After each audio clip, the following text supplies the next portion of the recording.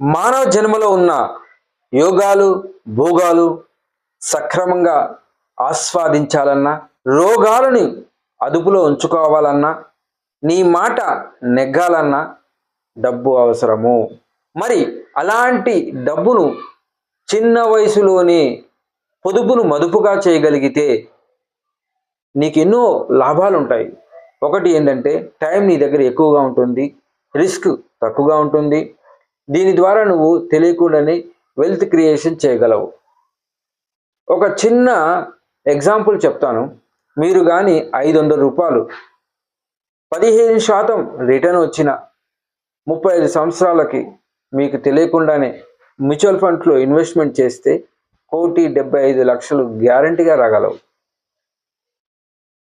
మాకు చిన్న ఏజ్లో ఉన్నప్పుడు ఎవరు చెప్పలేదు ఈ విధంగా. మీరు పాటించండి, లబ్ధి పొందండి.